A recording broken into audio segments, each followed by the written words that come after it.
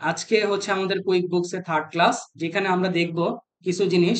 Add supplier আর vendor list, কিভাবে supplier অথবা vendor list add করতে হয় ম্যানুয়ালি, এবং বাল্ক কোয়ান্টিটিতে কিভাবে ইম্পোর্ট করতে হয়। তারপরে purchase order, bill, supplier credit, cheque, expense, credit card credit, এই জিনিসগুলো নিয়ে আলোচনা করব। তারপরে হচ্ছে রিকারিং ইনভয়েস এন্ড বিল। তারপরে অ্যাড পেমেন্ট মেথড, বিকাশ, নগদ এবং ইউক্যাশ, মাল্টি কারেন্সি ইনভয়েস। এবং আজকে আমাদের যে গুরুত্বপূর্ণ টপিকটা হচ্ছে প্রো অ্যাডভাইজারের এক্সাম গাইডলাইন এবং কিভাবে অ্যাকাউন্ট ওপেন করতে পারবো সেই জিনিসটা আমরা দেখবো। তো আমরা আহ, প্রথমে চলে যাই। আমাদের হচ্ছে সাপ্লায়ার বা ভেন্ডর। কতদিন আমরা প্লাস নিউ আইকনের কাস্টমার প্যানেলটা দেখছি, তাই না? আজকে আমরা দেখবো হচ্ছে সাপ্লায়ার প্যানেলটা। সাপ্লায়ারের এখানে যাবতীয় জিনিসগুলো নিয়ে আলোচনা করার চেষ্টা করব। তো সাপ্লায়ার কারা? যাদের কাছ থেকে আমি প্রোডাক্ট অথবা সার্ভিস আমি পারচেজ করে থাকি, তাই না? সেটা অন ক্রেডিট হইতে পারে অথবা অন সেলস, অন ক্যাশে হইতে পারে। এখন এই যে প্লাস নিউর আন্ডারে সাপ্লায়ার সংক্রান্ত যাবতীয় যে ইম্প্যাক্ট গুলো আমরা দেখতে পাবো, সেটা পাবো হচ্ছে এক্সপেন্স সেন্টারে। কোথায়? এক্সপেন্স সেন্টারে পাবো। আমরা যখন কাস্টমার রিলেটেড যখন কোনো কাজ করে আসছিলাম, তখন তার ইম্প্যাক্ট আমরা দেখে দেখে আসি হচ্ছে সেলস সেন্টারে। আর সাপ্লায়ার রিলেটেড যত কাজ করব, সবগুলোর ইম্প্যাক্ট আমরা দেখতে পাবো এক্সপেন্স সেন্টার। তাহলে আসেন, সর্বপ্রথম আগে যেহেতু খরচ করবই, তার আগে সবার কাজ শুরু করা উচিত হচ্ছে সাপ্লায়ারকে অ্যাড করা। সাপ্লায়ারকে অ্যাড করা। আমরা প্রথমে সাপ্লায়ারকে অ্যাড করতে যাব। এখানে অপশন আমাকে তারা দুইটা দিচ্ছে, ইম্পোর্ট সাপ্লায়ার অথবা অ্যাড সাপ্লায়ার। ইম্পোর্ট মানে কি একসাথে অনেকগুলাকে, আর অ্যাড মানে হচ্ছে ম্যানুয়ালি একটা একটা করে অ্যাড করা। আগে আমরা একটা ইন্ডিভিজুয়াল অ্যাড করে দেখি কেমন দেখা যায়। তাহলে অ্যাড সাপ্লায়ারে চলে গেলাম। ঠিক একইভাবে কাস্টমারের যে ফর্মের মতো যেভাবে দেওয়া থাকতো, তার নাম, ফার্স্ট নেম, লাস্ট নেম, তার ডিসপ্লে নাম, company name, email address, phone number, mobile, fax, website, তার অ্যাড্রেস থাকতে পারে। তারপরে হচ্ছে তার সম্পর্কিত কোনো নোট, বা যদি তার কোনো আইডি কার্ড থাকে অথবা ভিজিটিং কার্ড থাকে, তাহলে এটা এখানে অ্যাটাচমেন্ট করে দিতে পারবেন ছবির মাধ্যমে। তার সাথে যদি অন্য কোনো রেট নিয়ে কথাবার্তা হয়, এটা সেট করে দিতে পারেন। এবং হচ্ছে কি ওপেনিং ব্যালেন্স, যদি তাকে কোনো আনপেইড ব্যালেন্স থাকে, মানে তাকে কোনো পেমেন্ট আগে ডিউ আছে, করেন নাই এখনো, সেটা যদি থাকে, তাহলে আপনি ওপেনিং ব্যালেন্সে এখানে অ্যামাউন্টটা দিতে পারেন। তাহলে আসেন আমরা যদি একজন নাম সেট করি। আহ আমার সব থেকে ফেভারিট একজন প্লেয়ারের নাম আমি সেট করবো, ঠিক আছে? Ricky Ponting. এর খেলা কেউ দেখছেন? হ্যাঁ, অস্ট্রেলিয়ার হচ্ছে সব থেকে কালজয়ী, মানে আর কি, ক্যাপ্টেন। হ্যাঁ, জানুয়ারি 1, 2024 তার ওপেনিং ব্যালেন্স দিয়ে দিল। আর কোনো কিছু না থাকলে আমার চলবে। এখানে ম্যান্ডেটরি ফিল্ড কিন্তু একটাই, শুধুমাত্র কি ডিসপ্লে নেম, এটা হচ্ছে আমার ম্যান্ডেটরি ফিল্ড। আর অন্য কোনো ইনফরমেশন না থাকলেও কিন্তু আমার নিয়ে নিবে তারা। তাহলে ওপেনিং ব্যালেন্সটা জিরো দিব, না থাকলেও জিরো দিব, ঠিক আছে? না হলে এটা ক্যালকুলেশনের পরে ঝামেলা হবে। তারপর ডেটটা আমরা ঠিক করে দিব, যে ইয়ার থেকে আমরা কাজ শুরু করছি সেই ইয়ারের ডেটটা আমরা দিলাম। তারপর সেভ করে দিব। এই যে সাপ্লায়ার অ্যাড হয়ে গেছে। এবার সাপ্লায়ার প্যানেলে যাই, এই যে দেখেন। জি, এই যে আপনার একটা গ্রাফিক্যাল প্রেজেন্টেশন দেখাচ্ছে, এখানে কি বলছে? জিরো। প্রথমটা বলছে তারা হচ্ছে পারচেজ অর্ডার, তাই না? জিরো হচ্ছে পারচেজ অর্ডার, মানে এখানে আপনার দেখা যতগুলো পারচেজ অর্ডার থাকবে সব এখানে শো করবে। বাট সেটা হবে কি লাস্ট 365 ডেজ, 365 দিনের জন্য। তারপর ওভার ডিউ। ওভার ডিউ হচ্ছে 365 দিনের জন্য এখানে দেখাবে। ওপেন বিল এখানে, এবং পেইড লাস্ট 30 ডেজে আপনি যত পে করছেন সেটা দেখাবে। তাহলে এখন পারচেজ অর্ডার বলতে কি বুঝি আমরা? আমরা যে এই যে প্লাস নিউ আন্ডারে যে যাব, যে এখানে আমার তো অনেকগুলো অপশন আছে, তাই না? সর্বপ্রথম আমাদের কাজ তো শুরু হবে পারচেজ অর্ডার দিয়ে। এন্ড পারচেজ অর্ডার জিনিসটা কি? আমি কারো কাছ থেকে কোনো প্রোডাক্ট পারচেজ করতে চাই, তাহলে তাকে কি করতে হয়? আগে একটা ফরমাইশ আমি পাঠাবো তাকে। হ্যাঁ, এস্টিমেটের ক্ষেত্রে অন্য আরেকজন ব্যক্তি, কাস্টমার আমাকে পাঠাইতো। আর সাপ্লাই পারচেজ অর্ডারের ক্ষেত্রে আমি যে কোনো একজন ব্যক্তি পাঠাবো যে আমি এই প্রোডাক্ট গুলা পারচেজ করতে চাই। ধরেন লাইকলিয়াস আপনি কোনো কারো কাছ থেকে, কোনো একটা প্রতিষ্ঠানের কাছ থেকে 1 ডজন কলম কিনতে চান, তারপর 2 ডজন পেন্সিল কিনতে চান, 2টা ল্যাপটপ কিনতে চান, তারপর 2টা মোবাইল ফোন কিনতে চান। এইটার এস্টিমেট, এটার একটা কি লিস্ট করে আপনি তার কাছে পাঠাবেন। সেটাকে বলা হইতেছে কি পারচেজ অর্ডার। এই পারচেজ অর্ডার থেকে কি হয়? বিলে কনভার্ট হয়। ঠিক আছে? পারচেজ অর্ডার কিন্তু নন পোস্টিং অ্যাকাউন্টিং, বারবার বলে দিচ্ছি। এটাতে অ্যাকাউন্টিং এ কোনো হিট করে না। যখন আপনি বিল করবেন তখন সেটা অ্যাকাউন্টিং এ গিয়ে হিট করবে। তারপর বিল থেকে, হ্যাঁ, বিল থেকে হচ্ছে যদি আপনি পেমেন্ট করে দেন তাহলে সেটা কি হয়ে যাবে, পে বিলে হয়ে যাবে। তারপরে হচ্ছে দেখেন সাপ্লায়ার ক্রেডিট। এখন আপনি তো কিনছেন প্রোডাক্টটা, কিনার পরে কোনো কারণে সেটা ফেরত দেওয়ার প্রয়োজন পড়তে পারে, তখন এই ফেরত দেওয়ার অপশনটা হচ্ছে সাপ্লায়ার ক্রেডিট, যেটা কাস্টমার প্যানেলে ছিল ক্রেডিট নোট, সেটা এখানে কি সাপ্লায়ার ক্রেডিট। ঠিক আছে, তাহলে এই জিনিসগুলো কি আমার অন ক্রেডিটে, মানে বাকির হিসাব। এখন যদি নগদে কারো কাছে কিনি, নগদ টাকা দিয়ে কারো কাছে কিনলে আমার সেটা দিব হচ্ছে এক্সপেন্সে। নগদ টাকা দিয়ে কিনে ফেলছি, ডিরেক্ট টাকা ছিল, পে করছি, কিনে ফেলছি, এটা হচ্ছে এক্সপেন্সিভ। হ্যাঁ, ডিরেক্ট ডিরেক্ট আমার অ্যাকাউন্টিং হিট করবে, আমার যা যা জার্নাল দেওয়ার প্রত্যেকটা জার্নালে সে হিট করবে। তারপরে হ্যাঁ, তারপরে হচ্ছে চেক।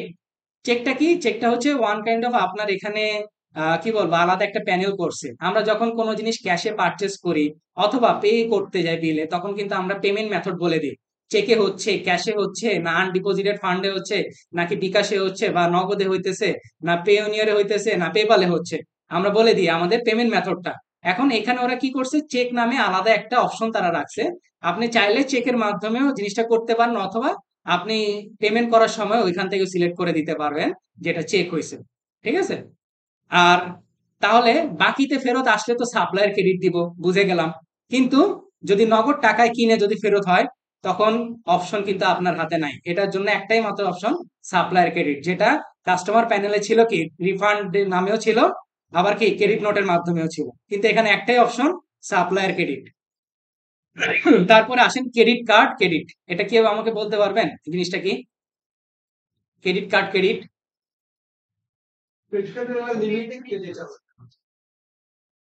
কেউ ক্রেডিট কার্ড মধ্যে পে করছে, ক্রেডিট কার্ডের মধ্যে আবার হচ্ছে যে আমি যদি রিটার্ন করি ক্রেডিট কার্ডে টাকা চলে আসছে। এটাও হইতে পারে, মানে আপনি দেখা গেছে যে ক্রেডিট কার্ড হচ্ছে নর্মালি ধরেন আপনি কোনো জিনিস পারচেস করছেন ক্রেডিট কার্ড দিয়ে, ঠিক আছে, এখন সেটাকে ফেরত দিবেন কিসের মাধ্যমে, ক্রেডিট কার্ড ক্রেডিটের মাধ্যমে, অথবা আপনি পে করছেন আপনার টাকা ফেরত আসছে, ক্রেডিট কার্ডে টাকা ফেরত আসছে, সেটাও হইতে পারে, দুইটা যে কোনোটাই।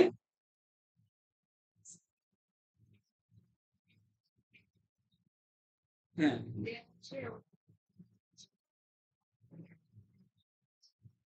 কিন্তু এখানে তো আর এই অপশনটা ছিল না আপনি। হ্যাঁ, আচ্ছা ঠিক আছে, আমি এটা দেখে দিচ্ছি, হ্যাঁ। ওকে, তাহলে আমি যদি একটু মিলাই, দেখেন একটু ভালো করে দেখেন, আমি এবার একটু মিলানোর চেষ্টা করব দুইটা প্যানেল, কাস্টমার এবং সাপ্লায়ার প্যানেল। আমরা যে এস্টিমেট শিখে আসছি কাস্টমার প্যানেলে, সেটা হচ্ছে সাপ্লায়ারের ক্ষেত্রে পারচেজ অর্ডার। ঠিক আছে, ইনভয়েস যেটা কাস্টমার প্যানেলে দেখে আসি সেটা হচ্ছে সাপ্লায়ার প্যানেলে হচ্ছে বিল, যেটা কাস্টমার প্যানেলে রিসিভ পেমেন্ট ছিল সেটা সাপ্লায়ার প্যানেলে কি পে বিল। ঠিক আছে, তারপরে ক্রেডিট নোট যেটা ছিল সেটা এখন গিয়ে হয়েছে সাপ্লায়ার ক্রেডিট। সেলস রিসিপ্ট যেটা সেটা সাপ্লায়ার প্যানেলে গিয়ে আসে কি এক্সপেন্সে। তারপর রিফান্ড রিসিপ্টও করতে হবে আপনাকে কি সাপ্লায়ার ক্রেডিটের দিয়ে। তাহলে এই অপশনগুলো কি বুঝে গেছে? এটা একটা শর্টটা একটু সেভ করে দিয়ে দেয় তাদের ল্যাঙ্গুয়েজ ভিডিওতে আছে, আছে ভিডিওতে আছে একবারে পুরোটা। ওখান থেকে স্ক্রিনশট স্ক্রিনশট নিতে হবে? না ওইখান থেকে স্ক্রিনশট দিলে একটু কষ্ট হবে, কষ্ট কম হবে ভিডিওগুলো থাকবে। আচ্ছা সমস্যা নাই, আমি দিয়ে দিচ্ছি, এত টেনশনের কিছু নাই ভাইয়া।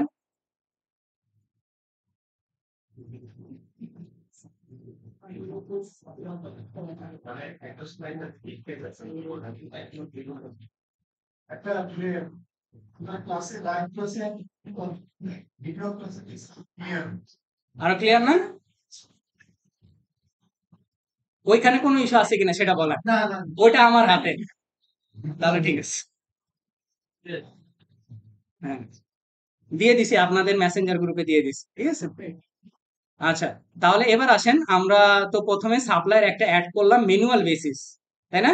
আচ্ছা, এইখানে একটা শব্দ আছে সেটা হচ্ছে ওপেন বিল আর একটা ওভার ডিউ। দুটোর ভিতরে তফাৎ কি, যে বিলটার মেয়াদ শেষ হয়ে গেছে সেটা হচ্ছে ওভার ডিউ, আর ওপেন বিল হচ্ছে যে বিলটা এখনো পরিশোধ করা হয় নাই কিন্তু মেয়াদ আছে, সেটা কি এখনো মেয়াদ চলমান আছে, সেটাকে বলা হইতেছে ওপেন বিল। ঠিক আছে, যেটা আগে সাপ্লায়ার কাস্টমার প্যানেল নাম ছিল ওপেন ইনভয়েস, এটা এখানে কি হয়ে গেছে ওপেন বিল আকার। তাহলে আমরা ম্যানুয়ালি কিভাবে অ্যাড করলাম সেটা তো দেখতে পাইলাম। এবার আসেন আমরা যদি একসাথে অনেকগুলা সাপ্লায়ারকে অ্যাড করতে চাই তাহলে কিভাবে করবো। নিউ সাপ্লায়ারের পাশে যে ড্রপ ডাউন মেনু, সেখান থেকে আমরা চলে যাব ইম্পোর্ট সাপ্লায়ারে। ইম্পোর্ট সাপ্লায়ারের সেম একইভাবে আপনাকে বলতেছে তিনটা কাজ করতে হবে, একটা হচ্ছে আপলোড করা, একটা হচ্ছে ম্যাপিং করা, একটা হচ্ছে কি ইম্পোর্ট করা, তিনটা কাজ। তাহলে আমরা সিএসভি ফাইলে সর্বপ্রথম আগে স্যাম্পল ফাইলটাকে ডাউনলোড করব। স্যাম্পল ফাইল ডাউনলোড করা কমপ্লিট। কমপ্লিট করার পরে আমরা দেখব আপনাদের ডাটাও আমি অনেক এডিট করতেছি, বুঝছেন, কারণ এখন দেখতেছি যে অনেক ডাটাতে প্রবলেম দেখা দিছে, যে আগে যে প্যাটার্ন ছিল এখন সেই প্যাটার্নে নাই। এজন্য আপনাদেরকে চেষ্টা করতে যতটুকু সম্ভব কাজ স্মুথ করে দেওয়া যায়। এখন আপনারা একটু খেয়াল রাখবেন, যখন স্যাম্পল ফাইলটা ডাউনলোড করেন তখন আগে ডিলিট করে দিবেন না, তাদের প্যাটার্ন গুলো দেখার চেষ্টা করেন, তারা কোন কলামে কোন জিনিসটা তারা ব্যবহার করছে এবং কিভাবে ব্যবহার করছে, এই জিনিসটা একটু বোঝার চেষ্টা করুন। তাহলে দেখা যাবে যে কি আপনি যখন ওই কলামে ওই ডাটাগুলো ব্যবহার করতেছেন সেই ডাটাগুলো আর ভুল হবে না। ঠিক আছে? তাহলে এটাকে আপাতত পক্ষে আমরা ডিলিট করে দিই, যেহেতু আমার কাছে ডাটা করা আছে।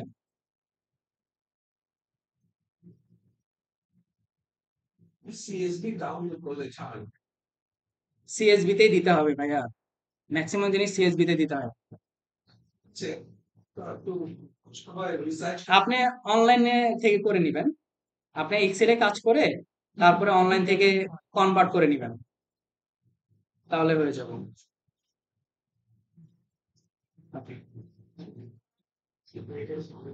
ফ্রিতে করে নিবেন, আবার কেউ টাকা কিনতে যান না।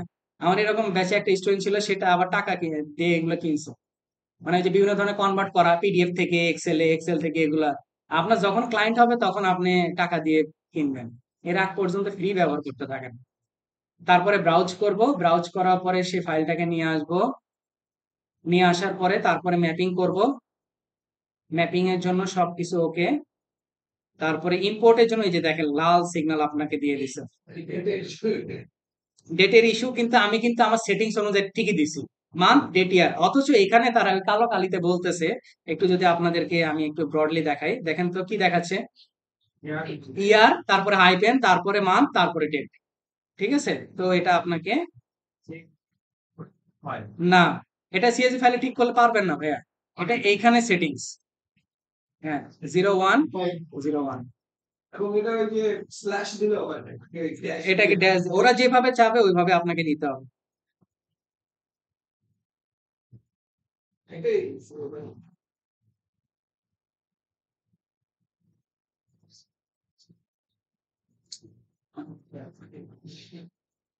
কি হলো বুঝলাম না।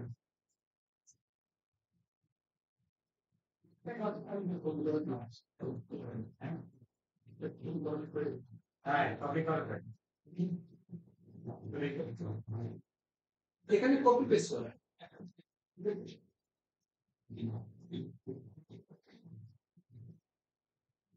ওকে, এবার ইম্পোর্ট করে দিব। 9 of 9 সাপ্লায়ার সাকসেসফুলি ইম্পোর্টেড।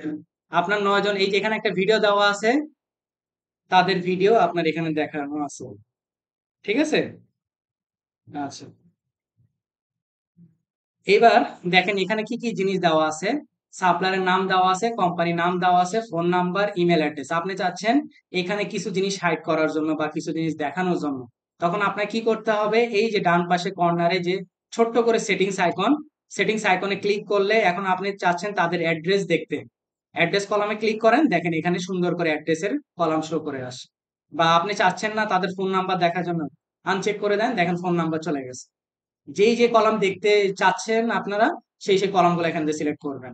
তারপরে পেজ সাইজ, মানে এক পেজে আপনি কতজন সাপ্লায়ারকে দেখতে চান।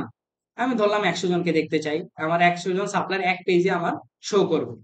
এরপরে আসেন প্রিন্ট যখন করবেন তখন কি, এই যে এখানে সেটিংস আইকনের পাশে একটা চিহ্ন দেওয়া আছে, সেই চিহ্নটা হইতেছে আপনার এক্সেলে ডাউনলোড হওয়ার জন্য। আর প্রিন্ট যদি করেন তাহলে পিডিএফ আকারে ডাউনলোড হবে। ঠিক আছে, দুইটা দুই রকম প্যাটার্ন। আচ্ছা, আর ভাইয়া এইচডাব্লিউ সময় আপনারা জার্নাল, বলছি যে আপনাদের প্রয়োজন হলে ডাউনলোড করবেন প্রত্যেকটা জিনিস। অনেকে জার্নাল করে মাঝখানের স্ক্রিনশট দিছে, কেন ভাই কষ্ট লাগে স্ক্রিনশট দিতে, এত ভালো লাগে? জার্নাল করে প্রিন্ট করে দিবেন তাহলে তো পিডিএফ আকারে ডাউনলোড হয়। জার্নাল করে মাঝখানের স্ক্রিনশটটুকু দিছে, না উপরে দেখা যায় না নিচে দেখা যায়, কোনো কিছু দেখতে পারতেছি না, শুধু খালি জার্নালে এই কয়টা আইটেম। হ্যাঁ, আমি কেমনে বুঝবো যে আপনি আরেকজনের কাছ থেকে চুরি করে নিয়ে আসেন? আচ্ছা, এটা করেন না। আচ্ছা, মার্কিং না, আপনি দেখে দেখে রাখছি সব, কত কত মার্কিং পাইছেন সেটাও আমি ইয়া করে রাখছি, শুধু বলার অপেক্ষায় আজকে করে দেব। আচ্ছা দেখেন, রিকি পন্টিং এখন তাকে আমি চাচ্ছি ইনএক্টিভ করার জন্য। তবে হ্যাঁ, অবশ্যই একটা জিনিস মনে রাখবেন, যদি কারো ওপেনিং ব্যালেন্স থাকে বা কারো সাথে যদি কোনো ধরনের ট্রানজেকশন আপনার থাকে, তাহলে সেই সাপ্লায়ারকে ডিলিট করা যাবে না। কথা বলতে পারছি, আগে সেই ট্রানজেকশন গুলোকে ডিলিট করে এসে তারপরে সাপ্লায়ারকে ডিলিট করতে হবে। এখন এই রিকি পন্টিং কে আপনার প্রয়োজন নাই। এখন আপনি কি করছেন, এই ড্রপ ডাউন মেনু থেকে মেক ইনঅ্যাক্টিভ করে দিচ্ছেন। ইনঅ্যাক্টিভ করা কিন্তু ওয়ান কাইন্ড অফ ডিলিট, ঠিক আছে? এখন এই সে কি আপনার এই প্যানেলে দেখা যাবে না। এখন তাকে আনবেন কোথা থেকে, আবার ওই ছোট্ট সেটিংস আইকন থেকে যাবেন, সেখান থেকে ইনক্লুড ইনঅ্যাক্টিভ দিবেন, দেখবেন যে সে আপনার সামনে হাজির হয়ে গেছে। এই যে রিকি পন্টিং ব্র্যাকেটে লেখা আছে ডিলেটেড, আপনি চাইলে তাকে আবার অ্যাক্টিভ করে নিতে পারেন। তাহলে এইভাবে করে আমরা একটা সাপ্লায়ারকে ম্যানুয়ালি অ্যাড করতে পারি, আর কি একসাথে অনেকগুলো বাল্ক কোয়ান্টিটিতে ইম্পোর্ট করতে পারি। কথা বুঝাতে পারছি? এরপরে টপিকে আমরা যাব, পেমেন্ট মেথড অ্যাড করা। পেমেন্ট মেথড অ্যাড করা, পেমেন্ট, আমরা একটু অল লিস্টে চলে যাব, গিয়ার আইকন থেকে অল লিস্ট, সেখান থেকে পেমেন্ট মেথড, এইখানে 4টা পেমেন্ট মেথড তারা অ্যাড করে রাখছে by default, cash, cheque, credit card এবং ডাইরেক্ট ডেবিট, ঠিক আছে? এখন এটার কাজ কি, বা এই প্যানেলটা আসলে কেন গুরুত্বপূর্ণ? আপনার হাতে মোবাইল ফোনে বিকাশ আছে, নগদ আছে, তারপরে ইউ ক্যাশ আছে, ঠিক আছে? তারপরে ধরলাম ইসলামী ব্যাংকের ই সেবা আছে, তাই না? এখন এই জিনিসগুলো আপনার জানতে হইতে পারে যে আপনার কোথায় কত ট্রানজেকশন করছেন, তার একটা রিপোর্ট জানার প্রয়োজন, তাই না? বিকাশে যেমন হইতেছে রিপোর্ট জানার জন্য রিকোয়েস্ট দিতে হয়, এত তারিখ থেকে এত তারিখ পর্যন্ত একটা রিকোয়েস্ট পাঠাইতে হয়, তারপরে পাসওয়ার্ড দিলে তারা আমাকে সেই রিকোয়েস্টের স্টেটমেন্টটা পাঠায় পুরো ডিটেলস। ঠিক এখানেও তাই, আপনি এখানে এই পেমেন্ট মেথড গুলা ব্যবহার করে যত ধরনের ট্রানজেকশন করবেন সবগুলা এই রিপোর্টের মধ্যে এসে জমা হবে। এটা হচ্ছে ইন্ডিভিজুয়াল। ধরেন এই যে ক্যাশের এখানে কি রান রিপোর্ট, আমি যদি রান রিপোর্ট করি, আমি যদি ক্যাশ ব্যবহার করে কোনো জিনিস যদি আমি পারচেস করি, বা কোনো জিনিস যদি আমি কোনো খরচ করে থাকি, তাহলে সেই জিনিসটা আমার এখানে তারা শো করবে। এখানে ধরেন আমি দিলাম হচ্ছে অল ডেট দিই, এই যে দেখেন এখন পর্যন্ত কি করছি, পেমেন্ট করছি, তাই না? কত, $3000 অলরেডি মাইনাসে আছে। ক্যাশের অবস্থা খুবই খারাপ, তাই না? এই যে তার একটা কি স্টেটমেন্ট আমি দেখতে পেলাম না, ক্যাশের ক্যাশের যে স্টেটমেন্টটা, শুধু ইন্ডিভিজুয়াল ক্যাশ, এখানে শুধু কি ক্যাশ দিয়ে যত ট্রানজেকশন করছেন সব ট্রানজেকশন আপনার এখানে দেখা আছে। আপনি চাইলে প্রত্যেকটা ট্রানজেকশনের ভিতরেও কিন্তু যাইতে পারেন, এই যে অ্যামাউন্টের এখানে আসলে দেখবেন যে একটা হাইপার লিঙ্কের মতো নীল কালার হয়ে যাচ্ছে, সেইখানে ক্লিক করলেই আপনার, এই যে ধরেন আমি এখানে ক্লিক করলাম, ওই ট্রানজেকশনে আপনার নিয়ে চলে যাবে, যে আপনার ওই ট্রানজেকশনটা এক্স্যাক্টলি কোথায় করছে। এই যে দেখেন রিসিভ পেমেন্ট করছেন কার কাছ থেকে, সম্পূর্ণ জিনিস আপনি এখান থেকে দেখতে পাবেন।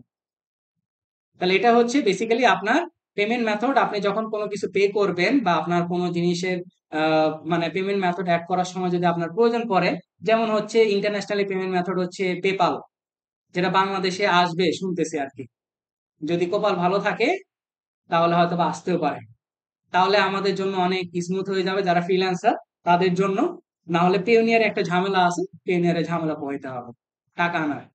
ওই যে একটা ফেসবুকে একটা পোস্ট দেখছিলাম, সে ইনকাম করে হচ্ছে এতটুকু, তারপরে আস্তে আস্তে তার কাছে এতটুকু চলে আসে।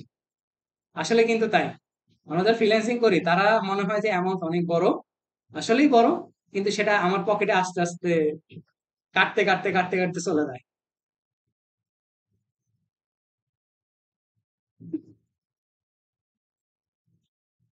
ওকে, তাহলে আমরা এবার আসেন কিছু পেমেন্ট মেথড অ্যাড করার চেষ্টা করব। এডিট ওয়ার্কস এবং ধরেন পেমেন্ট মেথড, আমি কয়েকটা পেমেন্ট মেথড অ্যাড করি, পে অন ইয়ার, পেনিয়ার অ্যাড করলাম। এটা যদি কোনো কার্ড হয়ে থাকে, ডেবিট কার্ড অথবা ক্রেডিট কার্ড হয়ে থাকে, তাহলে জাস্ট বক্সে চেক মার্ক দিয়ে দিবেন। যদি কার্ড না হয়ে থাকে চেক মার্ক দেওয়ার দরকার নাই। এই যে আমার পেনিয়ার অ্যাড হয়ে গেছে। তারপরে আবার যদি অ্যাড করতে হয়, ধরেন আমরা অ্যাড করলাম পেপাল, এই যে পেপাল অ্যাড হয়ে গেল, অ্যাজ এ সিম্পল। মানে একেবারে আপনার পেমেন্ট মেথড অ্যাড করবেন, অ্যাড করে যত ধরনের ট্রানজেকশন করবেন আপনি চাইলে এখানে না করেও আপনি যখন কোনো এক্সপেন্স করতে যাবেন বা কোনো বিল করতে যাবেন পে বিলের, তখনও কিন্তু আপনি ওইখানে অ্যাড করতে পারেন। কিন্তু আমরা এই জিনিসটাকে আলাদা করে দেখালাম যে আপনি চাইলে এখান থেকে গিয়ার আইকন থেকে অল লিস্টে আসবেন, সেখান থেকে আপনি অ্যাড নিউতে গিয়ে আপনি পেমেন্ট মেথড গুলো অ্যাড করতে পারেন এবং আপনার নির্দিষ্ট ফাইন্যান্সিয়াল ইয়ার শেষে আপনার অডিটের প্রয়োজন পড়তে পারে আপনার কোন পেমেন্ট মেথড দিয়ে আপনি কত টাকা পে করছেন, তাহলে এই জিনিসগুলো আপনি এখান থেকে রান রিপোর্ট করে দেখতে পারেন। ট্রানজেকশন করতে চাই, হ্যাঁ, ট্রানজেকশন করতে আসছে এর মধ্যে আমার এরকম অ্যাক্টিভ করতে হবে। বুঝিনি, আরেকবার একটু বলুন। ধরুন আমি একটা ট্রানজেকশন করতেছি আচ্ছা, পেমেন্টের বা এরকম, সেই সময় একটা এরকম এই অ্যাড করার পর হ্যাঁ সেই সেখানেও করা যাবে। হ্যাঁ, ওটা তো দেখাবো, এই যে এখানে দেখাচ্ছি, এই যে ধরেন ভাই যেটা বলছে, ধরেন এক্সপেন্সে গেলাম, এক্সপেন্সে যাওয়ার পরে এই যে দেখেন পেমেন্ট মেথড আছে না এখানে, উপরে এই যে অ্যাড নিউ আছে, আপনি চাইলে এখান থেকে অ্যাড করে নিতে, ক্লিয়ার, দুইটাই করা যায়, সেম জায়গায় কাজ করবে। তাহলে আমাদের পেমেন্ট মেথডটা আমরা বুঝলাম, আপনারা এখান থেকে সুন্দর করে প্রিন্ট করে আমাকে দিবেন যে পেমেন্ট মেথড কি কি আপনারা অ্যাড করছেন।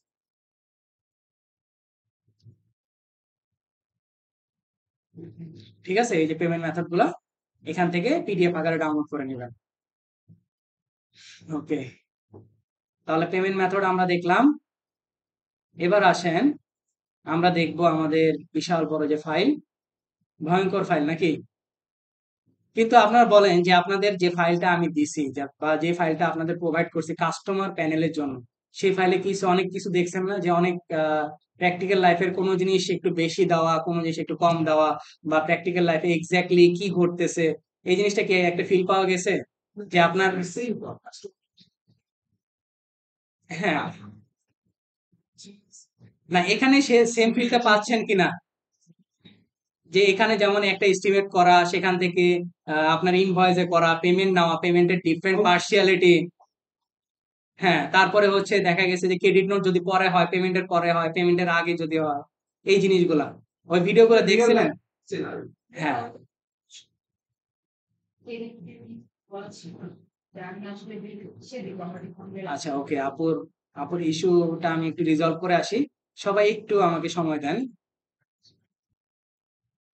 আমাদের কাজ আছে অনেক। হ্যাঁ, ওকে, তারপরে এবার আমরা যেটা দেখব আমাদের পারচেজ অর্ডার থেকে শুরু করে যাবতীয় ফাইল, এখানেও আপনাদের যে ফোল্ডারটা আপনাদের সাথে শেয়ার করব 3 নম্বর অ্যাসাইনমেন্টের, সাপ্লাই রিলেটেড ফর্ম, ঠিক আছে, এই সাপ্লাই রিলেটেড ফর্মে এখানেও অনেকগুলো ফাইল দেওয়া থাকবে, এই যে দেখেন নিচে পারচেজ অর্ডার, বিল, তারপরে বিল, প্রত্যেকটার কি ওইভাবেই দেওয়া আছে, যেভাবে আপনার কাস্টমার প্যানেল করে আসছেন না, ঠিক এইভাবেই এখানে প্রত্যেকটা কাজ আপনাকে করতে হবে।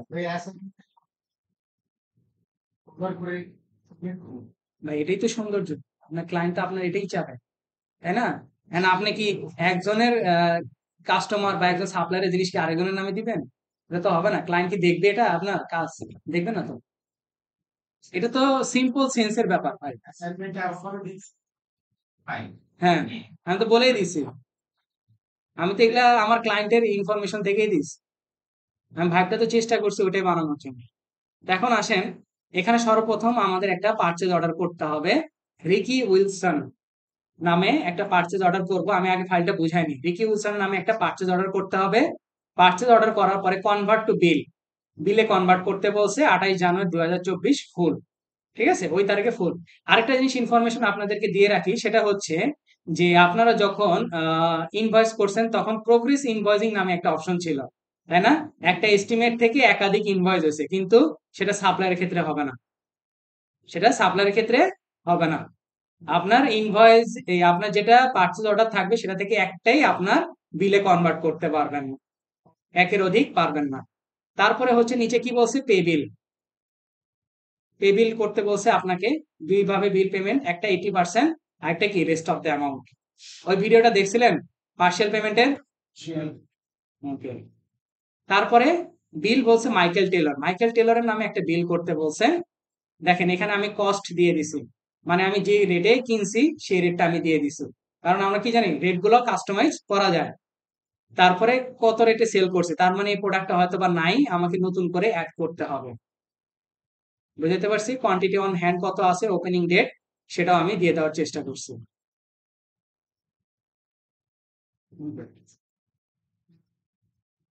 হ্যাঁ, ওপেনিং ডেট মানে হচ্ছে এই দুইটা প্রোডাক্টের আমার কি ছিল না, আমাকে নতুন করে অ্যাড করতে হবে। মানে অ্যাড এর জন্য আমি যাবতীয় ইনফরমেশন এখানে আপনাকে দিয়ে দিচ্ছি। রেট, তার সেলস রেট, আর হতেছে তার কোয়ান্টিটি অন হ্যান্ড এবং ওপেনিং ডেট কত সেটা দিয়ে দিচ্ছি। তারপরে হচ্ছে রিটার্ন হয়েছে একটা একটা প্রোডাক্ট রিটার্ন হয়েছে। তারপরে হচ্ছে বিল পেমেন্টের অপশন আসছে দুই ভাবে, একটা 70%, একটা 30%। তারপরে সারা কলিন্স, সারা কলিন্সে কি হয়েছে, একটা বিল করতে বলছি, আহ, একটা বিল করতে বলছিলাম, তারপরে হচ্ছে তার রিটার্ন করতে বলছি একটা, তারপরে সেম ভাবে বিল পেমেন্ট করতে বলছি। এরপরে আসেন এক্সপেন্স। এক্সপেন্স মানে কি, নগদ টাকায় আপনি কিনছেন, তাই না? এই জন্য এই সম্পূর্ণ জিনিস আপনার এখানে দেওয়া আছে। তারপর নিচে পেমেন্ট মেথড কি বলে দিছি, ব্যাংক, সরি পেমেন্ট মেথড হচ্ছে কি চেক আর ওয়েলস ফার্গো চেকিং অ্যাকাউন্ট। ঠিক আছে, যে যে ইনফরমেশন আপনার নাই সেই সেই ইনফরমেশন গুলা দিয়ে আপনার প্রোডাক্ট গুলাকে অ্যাড করে নিতে হবে। এই যে যেমন ফ্লুইড বা ব্ল্যাঙ্কেট ওয়ার্মার, এটার আমার ইয়াতে নাই, প্রোডাক্ট এবং সার্ভিস লিস্টে নাই, আমি অ্যাড করব। অ্যাড কল করতে গেলে আমার একটা কস্টিং প্রাইস দিতে হয়, একটা সেলস প্রাইস দিতে হয়, কত কোয়ান্টিটি অন হ্যান্ড আছে সেটা দিতে হয়, এবং ওপেনিং ডেট কত সেটাও দিতে হয়, তাই না? তাহলে এই জিনিসগুলো আমি এখানে আপনার প্রোভাইড করে দিচ্ছি। এখন আমি একটা পিও করবো, পিও অ্যাড করা যাবে প্রোডাক্ট। পিও থেকে, হ্যাঁ করা যাবে, তখনও করা যাবে, ওটা আমরা দেখতেছি। তারপরে চেক, চেকের মাধ্যমে আপনার একটা কি হয়েছে, একটা ইয়া করতে হবে, পেমেন্ট মেথড অ্যাড করে ব্যাংক অফ আমেরিকা দেওয়া করতে হবে। মানে প্রত্যেকটা জিনিসের ভাইবা আপনার এখানে আছে।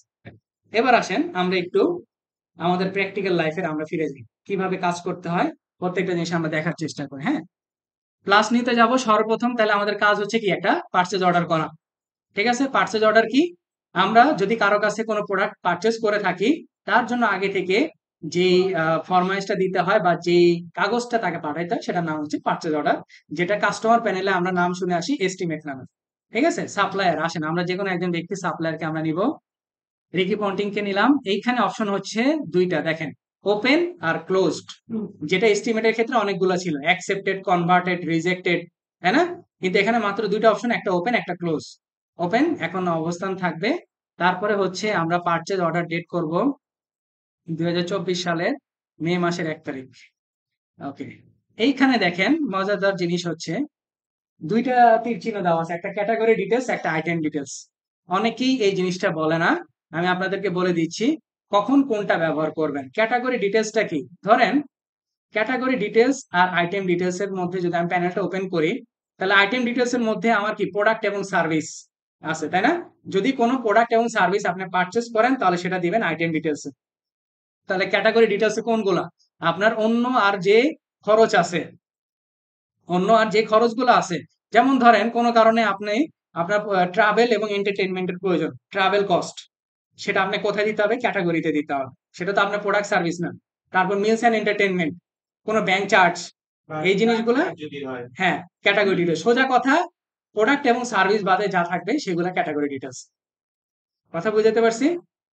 আচ্ছা, তাহলে আসেন প্রোডাক্ট এবং সার্ভিস। আমরা একটা প্রোডাক্ট নিব কেয়ার 95 মার্কস, ঠিক আছে? এটা নিব হচ্ছে তার কাছ থেকে 20টা নিব।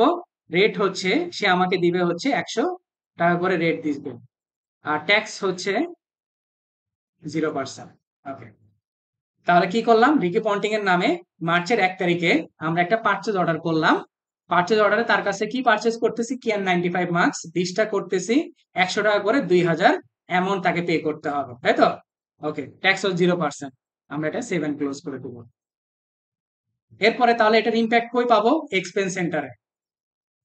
ইম্প্যাক্টটা পাবো কোথায়, এক্সপেন্স সেন্টারে। এক্সপেন্সে যাব, এইখানে একটা আপনাকে খুব জিনিস বদার করবে, সেটা হচ্ছে ফিল্টার। এই ফিল্টারটা সবাই ঠিক করে নেবেন।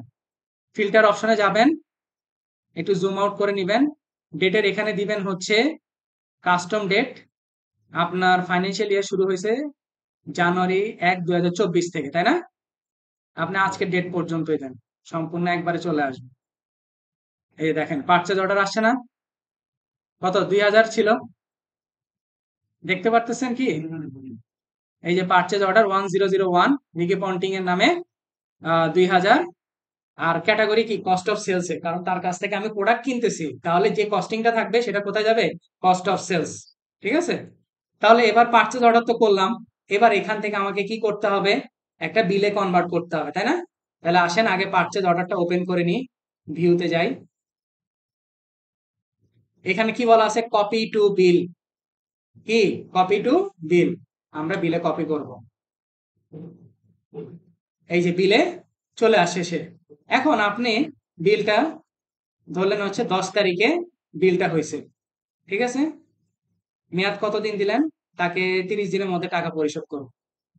আচ্ছা, তার কাছ থেকে এখন প্রোডাক্ট নিবেন হচ্ছে 20টা নিবেন না, তাকে বলছেন, যদিও বলছেন 20টা নিবেন প্রোডাক্ট, তার কাছ থেকে নিবেন হচ্ছে 15টা প্রোডাক্ট নিবেন, ঠিক আছে?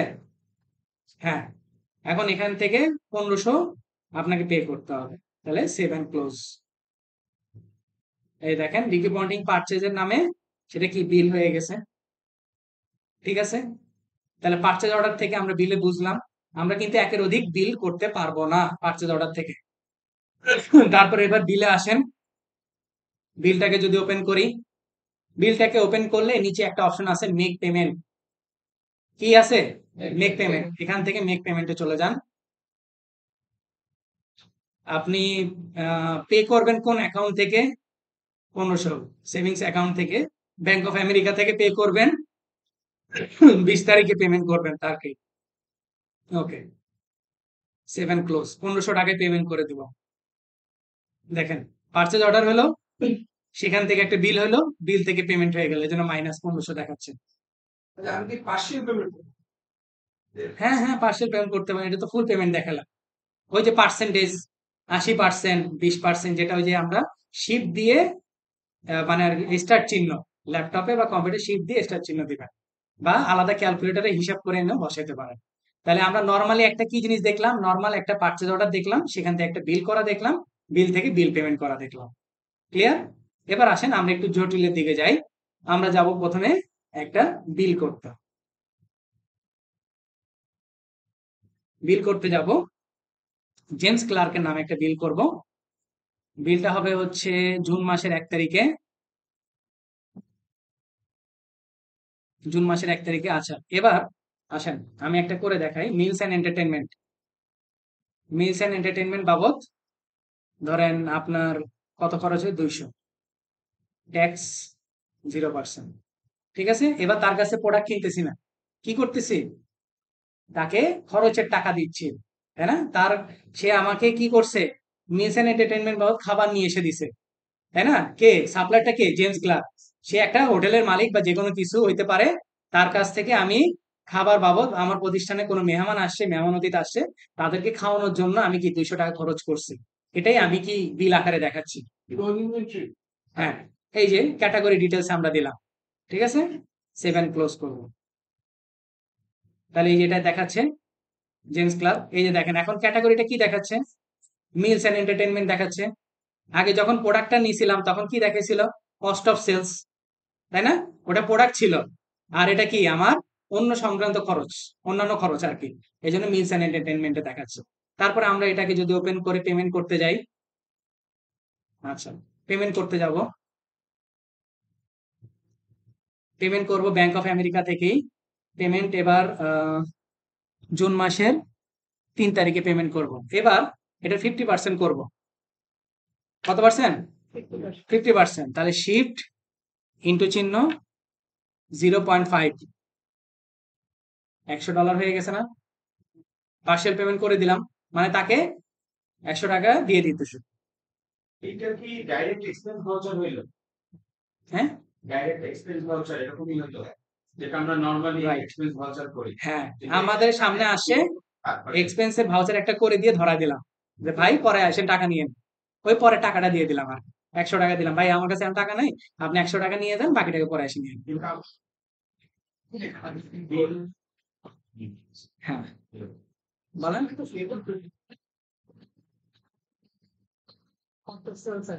হ্যাঁ, সময় জাস্ট নরমাল এক্সপেন্স হিসাবে মানে যে যে ক্যাটাগরি আপনি সিলেক্ট করবেন, ওই চার্ট অফ অ্যাকাউন্টে যেটা যেটা দিবেন সেটাই আপনার এখানে শো করবে না। ওকে, তাহলে আমরা এক্সপেন্স, এবার আসেন একটা এক্সপেন্স হিস্ট্রি করি। এটা আমি দুটো একসাথে নেব।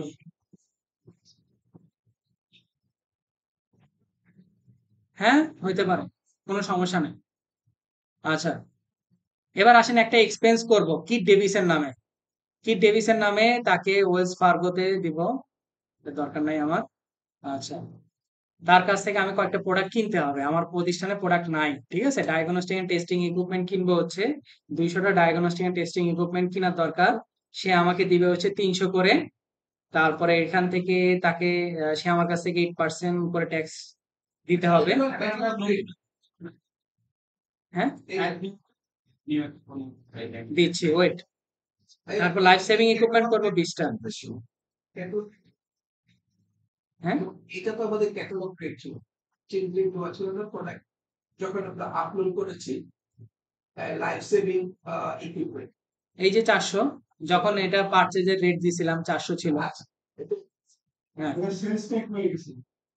হ্যাঁ, ট্যাক্স ট্যাক্স 10%, ট্যাক্স রেটের উপরে 10%, 10% দিতে হবে। এবার আসেন আমি একটা অ্যাড করি,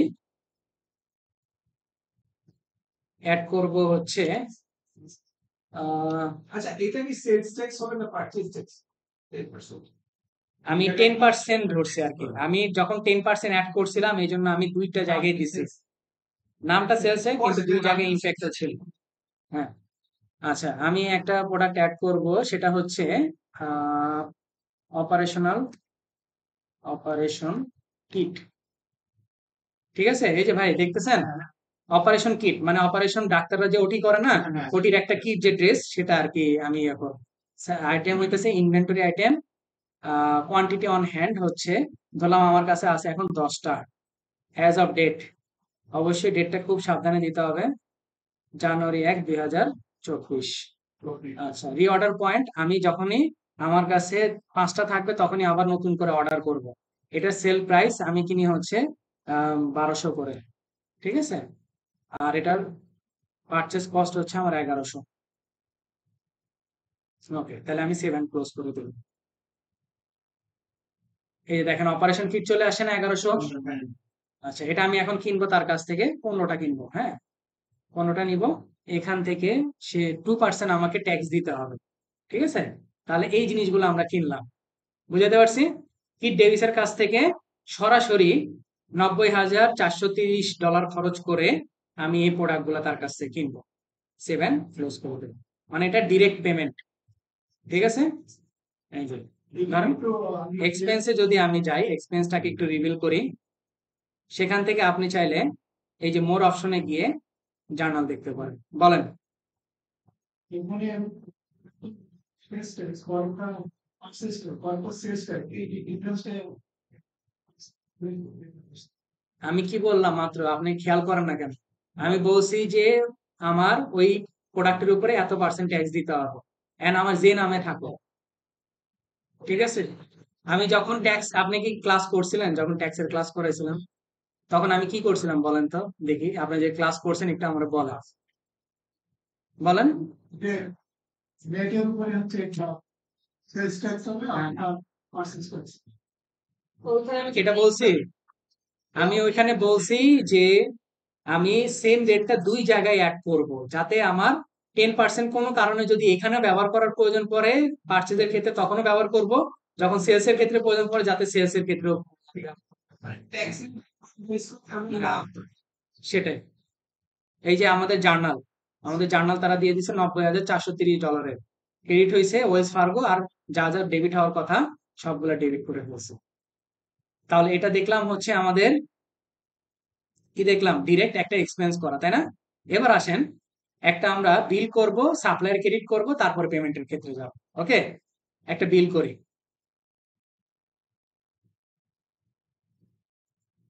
একটা বিল করব মাইকেল হ্যারিসন নামে। মাইকেল হ্যারিসন নামে জুনের 10 তারিখে একটা বিল করতে যাব। তার কাছ থেকে অপারেশনাল কিট কিনবো হচ্ছে 5টা। সে আমাকে 1100 না, সে আমাকে একটু আরো কম রেটে দিবে, সে আমাকে 1000 করে রেটে দিব। আচ্ছা, এখান থেকে সে আমার কাছে ট্যাক্স নিবে হচ্ছে 10% করে। ওকে, $5,500 তাকে পে করতে হবে, তাই তো। ওকে, বিল করলাম। বিল করার পরে এবার বিলটা আগে ওপেন করে নিব। কতগুলান? 5,500।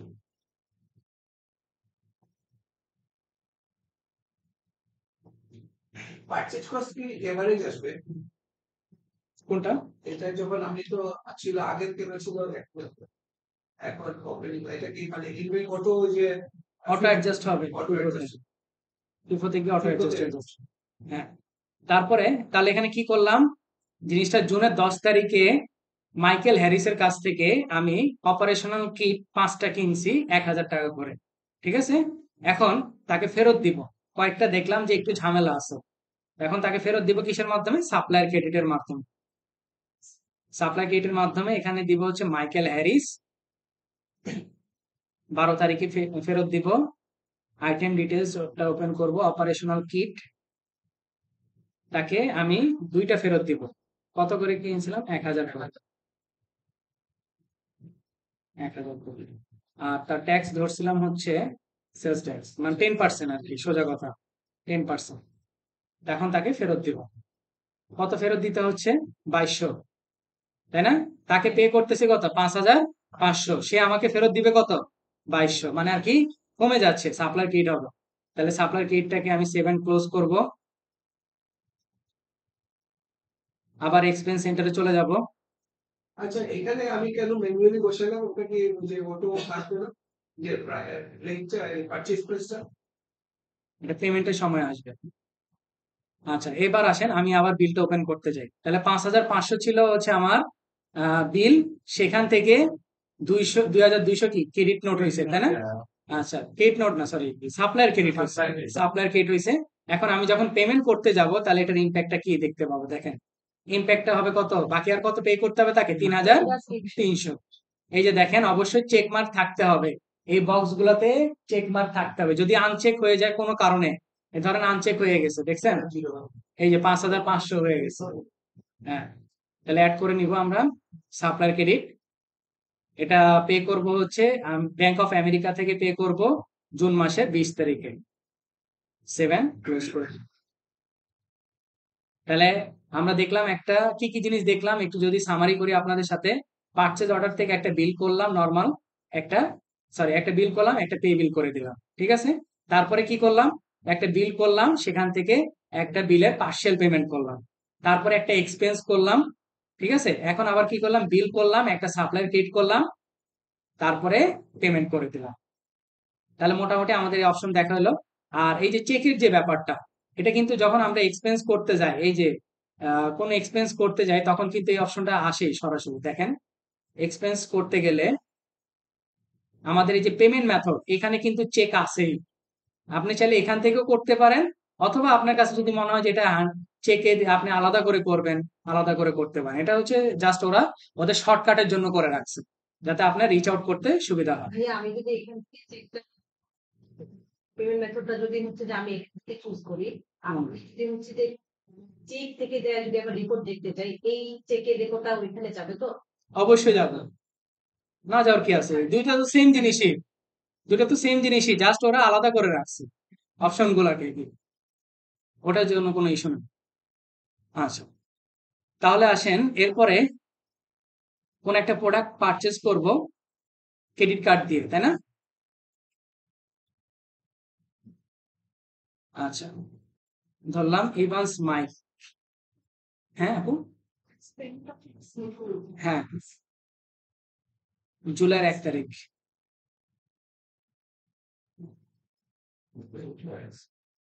আচ্ছা, bank of America, payment method হচ্ছে ক্রেডিট কার্ড। এবার এখান থেকে যে কোনো একটা প্রোডাক্ট নিব, সার্জিক্যাল ইকুইপমেন্ট নিই, তার কাছ থেকে 2টা করে প্রোডাক্ট নিব, তার কাছ থেকে কিনবো হচ্ছে আমি 400 করে। প্রোডাক্টের প্রাইস কোনো কারণে ফল করছে, আর আমাকে ট্যাক্স দিতে হবে না, জিরো রেটেড ট্যাক্স। তাহলে 800 আমাকে পে করতে হবে ক্রেডিট কার্ডের, তাই না? আচ্ছা, এবার এটাকে আমরা একটু ওপেন করে নিই। ওকে, আরেকটা প্যানেলে গিয়ে আমরা ক্রেডিট কার্ড ক্রেডিট করব।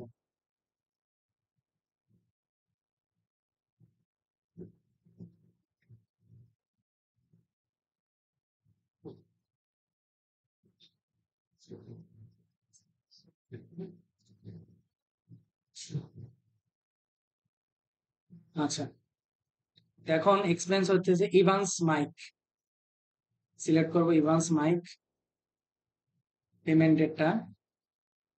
আচ্ছা, ক্রেডিট কার্ডটা তো এখানে সিলেক্ট করা হচ্ছে, আমরা এখানে আর বেশি ভিসা করব।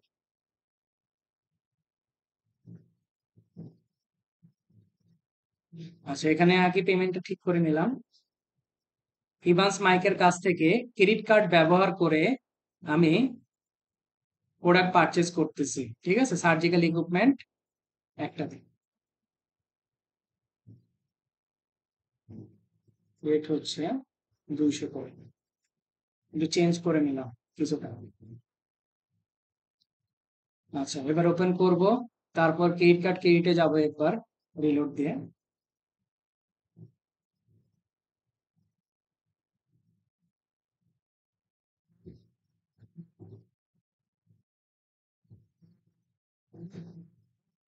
আচ্ছা, এখানে পেই সিলেক্ট করব হচ্ছে ইভান্স মাইক, আমার ব্যাংক বা ক্রেডিট কার্ড অ্যাকাউন্ট এখানে সিলেক্ট থাকবেই। পেমেন্ট ডেট কয় তারিখে আমি প্রোডাক্টটা কিনছি, 7/1/2024, মানে জুলাইয়ের 1 তারিখে। এখন জুলাই 10 তারিখে এটা ফেরতের পালা আসছে। এবার আইটেম ডিটেলস কি হবে, সার্জিক্যাল ইকুইপমেন্ট হবে, তাই না? সার্জিক্যাল ইকুইপমেন্টটাই পুরোটাই কত করেছিল, 200 করেছিল।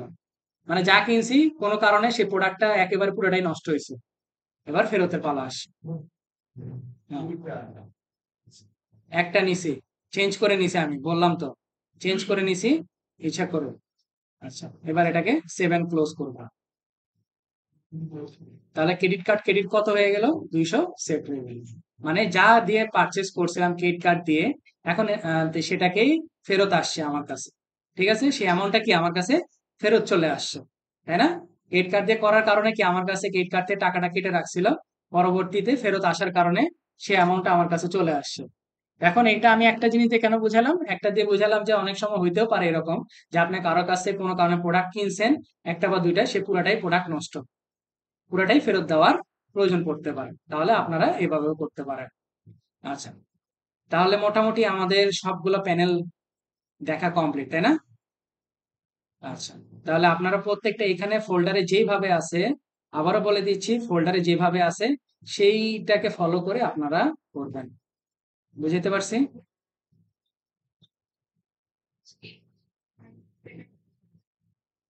অবশ্যই। ফার্স্টে তো আমি একবার নিচ্ছি। হ্যাঁ, দুটো আলাদা আলাদা হবে তো।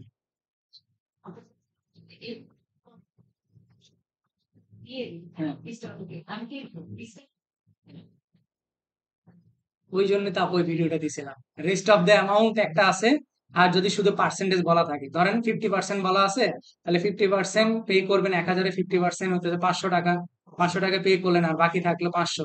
এখন যদি আপনি বলে রেস্ট অফ দ্য অ্যামাউন্টের উপরে, তাহলে 500-র উপরে গিয়ে 50% হবে। আর যদি না বলা থাকে, হ্যাঁ, যদি না বলা থাকে তাহলে মূল টাকার উপরেই আপনার 50%।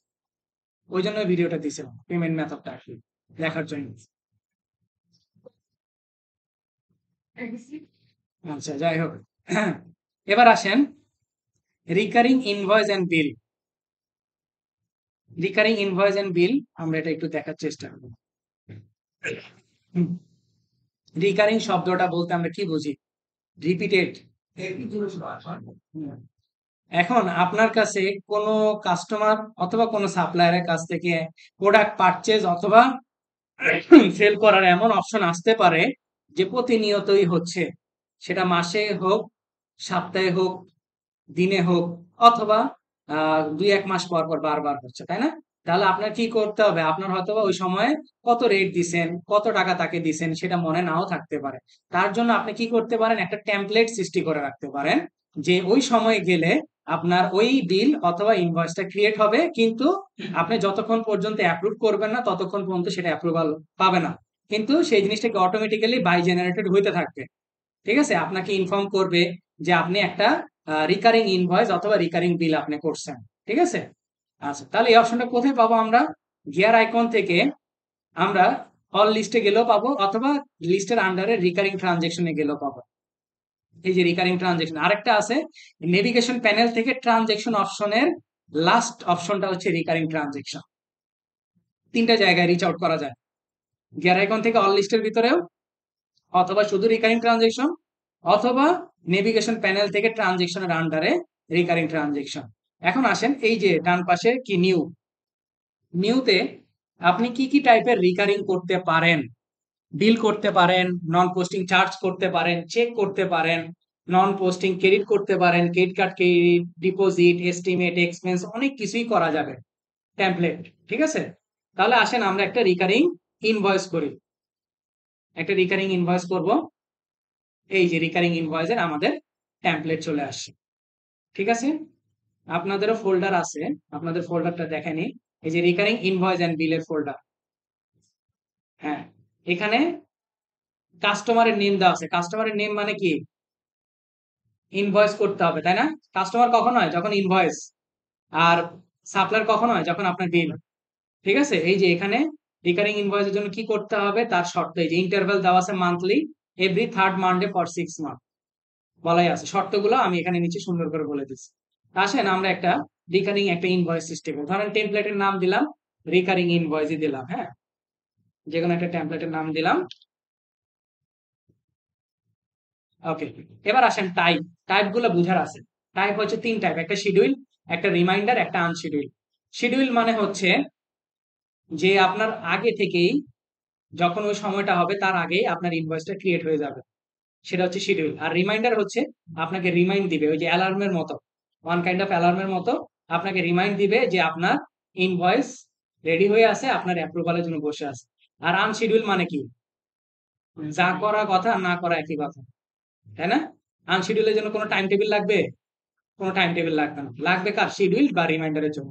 এখানে সব থেকে ইউনিক হচ্ছে রিমাইন্ডার, মানে আপনাকে রিমাইন্ড করে দিবে। ধরলাম remind 2 days before transaction date, মানে যে ট্রানজেকশনটা ঘটবে তার 2 দিন আগে সে আমাকে রিমাইন্ড দিবে। এবার আসেন কাস্টমার ধরেন কেউ নাই, আমার নামে আমি অ্যাড করে দিই, কেউ যেহেতু নাই আমি অ্যাড করে দিই। হ্যাঁ, ওকে, 0 দিলাম। সবাই কি বোর হয়ে যাচ্ছেন? হ্যাঁ, আচ্ছা, ঠিক আছে, এটা একটু হয় আর কি। যাই হোক, আবার ঘুমিয়ে পড়েন না। আচ্ছা, এবার আসেন এই পাঁচটা হচ্ছে ইম্পর্টেন্ট। ইন্টারভাল খুব ইম্পর্টেন্ট, মনোযোগ দিয়ে দেখেন। ইন্টারভালের এখানে কি দেওয়া আছে, আমি যে ড্রপ ডাউন ক্লিক করি, ডেইলি, উইকলি, মান্থলি, ইয়ারলি, আপনার এই টেমপ্লেটটা কিভাবে কতটুকু সময় নিয়ে নিয়ে হবে সেটা হচ্ছে ইন্টারভাল। আমরা ধরলাম মান্থলি অন, এখানে 2টা পার্ট আছে, একটা হচ্ছে ডের পার্ট, একটা হচ্ছে first, second, third, fourth, fifth, last. যদি আমি সেকেন্ড বা ফার্স্ট যেকোনো দিই তাহলে কি হবে, দিনের হিসাব হবে, দ্বিতীয় সোমবার, তৃতীয় রবিবার, তৃতীয় বৃহস্পতিবার, ওই রকম করে হবে।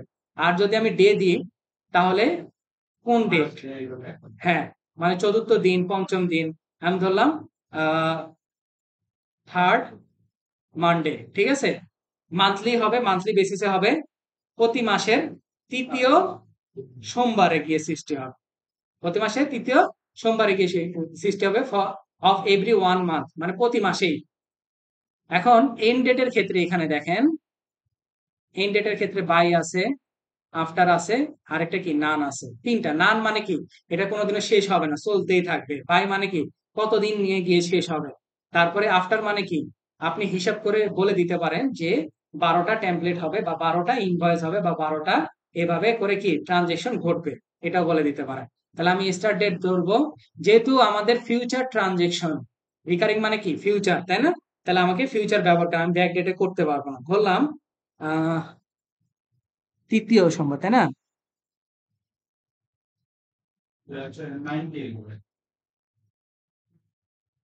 হ্যাঁ, এখন থেকে শুরু হবে, বাই দিয়ে দিব,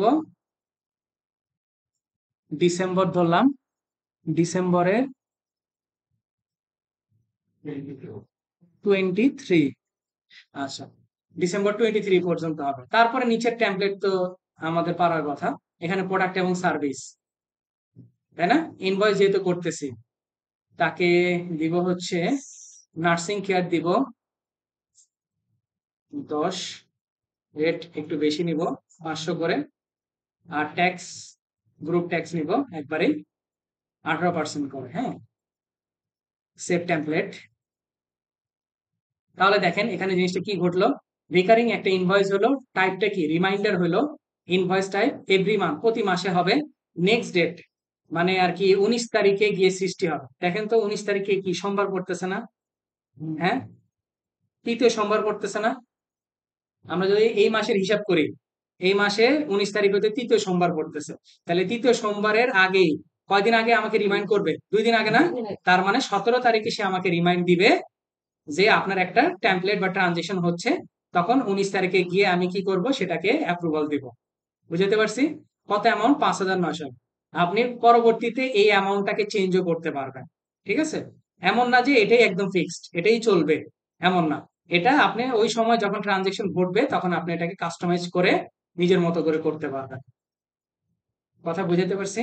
আপনাদের ইনভয়েস দেখালাম, ঠিক একইভাবে বিল করতে হবে। এই যে এখানে রিকারিং ইনভয়েস, রিকারিং বিল, এই দুইটাই আছে।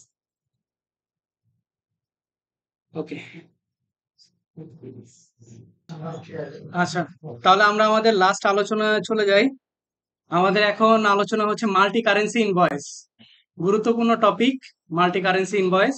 এটা আমাদের কাজ করতে হইতে পারে যদি আপনার কোনো ক্লায়েন্ট হয় যে ডিফারেন্ট ডিফারেন্ট কান্ট্রিতে তাদের যদি বিজনেস থাকে, তাহলে মাল্টি কারেন্সি নিয়ে কাজ করার প্রয়োজন পড়তে পারে। আচ্ছা, মাল্টি কারেন্সি ইনভয়েসের ফাইলটা ওপেন করব। এইখানে তিনটা নিচে আমি ব্যক্তির নাম দিছি, একটা হচ্ছে টম ক্রুজ ক্যাট, একটা হচ্ছে জেরি মার্কুই ইউরো, আর একটা হচ্ছে মিকি মাউস পাউন্ড। ঠিক আছে, তিনজন ব্যক্তি। ঠিক আছে, তিন জায়গা। এখন আসেন, সবার আগে মাল্টি কারেন্সিটাকে আমাদের একটু বের করতে হবে, রিভিল করতে হবে। আমরা গিয়ার আইকন থেকে অল লিস্টে চলে যাব। গিয়ার আইকন থেকে অল লিস্টে চলে যাব। এখানে দেখেন তো কারেন্সি নামে কোনো লেখা কি খুঁজে পাওয়া যাচ্ছে? Chart of accounts, recurring transaction, product and service, product category, custom field, style, tag, attachment, payment method. কেমনে? পেমেন্টের মেথড থাকলে তো আমরা দেখতামই, তখন তখন কাজ করছি না। তাহলে এখানে কারেন্সি নেই। আমি এই জন্য এই লিস্ট অপশনটাকে বলি হচ্ছে ওই শুভঙ্করের ফাঁকির মতো, কিছু জিনিস অন করলে এখানে ধাম করে চলে আসে। ঠিক আছে, এখন দেখেন এখানে নাই কিন্তু চলে আসবে। অ্যাকাউন্টস এন্ড সেটিংসে যাব। সেটিংসে যাওয়ার পরে মাল্টি কারেন্সিতে যাব। বাহ, ভাইয়েরা তো সবাই তাহলে মোটামুটি প্রিপেয়ার হয়ে আসছে। আচ্ছা, এখানে মাল্টি কারেন্সির অপশন যদি অন করি, এখানে কিছু ইস্যু আছে। এখানে বলতেছে multi currency may be right for you if you have financial transaction in more than one currency. সব থেকে সুন্দরভাবে বলে দিছি, এর থেকে সুন্দর কথা হইতে পারে না। মাল্টি কারেন্সি তখনই আপনার জন্য সঠিক হবে যখন আপনার ফাইন্যান্সিয়াল ট্রানজেকশন গুলা একের অধিক কারেন্সিতে হবে। ঠিক আছে, আচ্ছা, এখানে বলছে once you turn on multi currency, যদি আপনি একবার এই মাল্টি কারেন্সিটা অন করেন, you can turn it off, আপনি এই মাল্টি কারেন্সিটা আর অফ করতে পারবেন না। You can change your home currency, আরেকটা অসুবিধা, আপনার হোম কারেন্সি লক হয়ে যাবে। মানে স্বাভাবিক, আপনি যেহেতু ট্রানজেকশন করবেন, আমরা ধরেন বাংলাদেশ থেকে কোন একটা কুরিয়ার কোম্পানি স্ট্রিট ফাস্ট, ঠিক আছে, সে বিশ্বের বিভিন্ন দেশে কারেন্সি নিয়ে কারেন্সিতে তাদের ট্রানজেকশন গুলা ঘটে, কিন্তু তাদের হোম কারেন্সি কি বিডিটি না? তাদের সবকিছু মেজারমেন্ট কিসে হবে? বিডিটিতে। আমরা যখন আবার পেপাল রিকনসিলেশন করতে যাব তখন এটা আমাদের কাজে দিবে। ধরেন আপনার পেপালে, আপনার যেহেতু এটা ইন্টারন্যাশনাল পেমেন্ট মেথড, তাহলে আপনার পেমেন্ট আসতে পারে বিভিন্ন কান্ট্রি থেকে। তাহলে আপনি কোন কান্ট্রি রিকনসিলেশন করবেন? অবশ্যই আপনার কি হোম কারেন্সি, তাই না? বাকি কারেন্সির করা যে কথা, না করাও একই কথা। কেন? কারণ আমরা যখন কারেন্সি, মাল্টি কারেন্সি ব্যবহার করি, তখন আমাদের কি একটা কনভার্সন রেটের ব্যবহার করতে হয়। কনভার্সন রেট মানে মুদ্রার আদান প্রদানের যে বিনিময় হার, সেটা। এখন কনভার্সন রেটটা কি তাহলে আমাদের কি প্রতিদিন আগেকার দিনের মতো কি পত্রিকা পড়ে পড়ে কি কনভার্সন রেট দিব? না। এখন কনভার্সন রেটটা অটোমেটিক্যালি গুগল থেকে তারা নিয়ে নেয়, কুইক বুকস। হ্যাঁ, অটোমেটিক্যালি নিয়ে নিবে। ডেলিটা প্রতি মিনিটেরটা মিনিটে তারা নিয়ে নিবে। ঠিক আছে, এটা ইয়া করতে হবে না। হ্যাঁ, তারপরও কথা আছে, যদি আপনার ক্লায়েন্টের সাথে এমন কোনো ডিল হয় যে আমি এই কারেন্সিতেই আপনার সাথে ট্রানজেকশন করবো, এত টাকা এক্সচেঞ্জ রেটে, 110 টাকা, এখন ধরেন ডলারের রেট চলতেছে 135 টাকা বা 30 টাকা। এখন আপনার ক্লায়েন্টের সাথে কথা হয়েছে যে যতই ডলারের উঠানামা করুক না কেন, আমরা আপনার সাথে ট্রানজেকশন করবো 100 টাকা করে, এক্সচেঞ্জ রেট হবে 100 টাকা করে। তখন ওটা কি ফিক্সড বলে দিতে পারি। আর এছাড়া অটোমেটিক্যালি গুগল থেকে তারা নিয়ে নিবে যে কনভার্সন রেটটা কত চলতেছে। সে শুরুতে একটা avoid the fluctuation of the point. হ্যাঁ, কিন্তু আসলে ওটা তো মূল অ্যাকাউন্টিং না, এটা আসলে প্রতি যেহেতু ডলার রেট উঠানামা করে, এই জন্য আর কি চেষ্টা করা উচিত যে যত স্মুথ থাকা যায়, কাছাকাছি মানটা থাকা যায়, অত এই, 2-1 টাকা এদিক ওদিক হইতে পারে। হ্যাঁ, তাহলে এটা, তারপরে হচ্ছে সাম ফিচার্স মে নো লঙ্গার অ্যাভেলেবেল, কিছু ফিচার আপনি নাও পাইতে পারেন। আপনি যদি সবকিছুতে রাজি থাকেন তাহলে yes, I understand I can't undo multi currency, অবশ্যই যখন এটা দিবেন তখন অবশ্যই কিন্তু এই যে হোম কারেন্সির এটা দেখে নিবেন যে ইউএসডি ঠিক আছে কিনা। ঠিক আছে, আচ্ছা, সেভ করে দেব।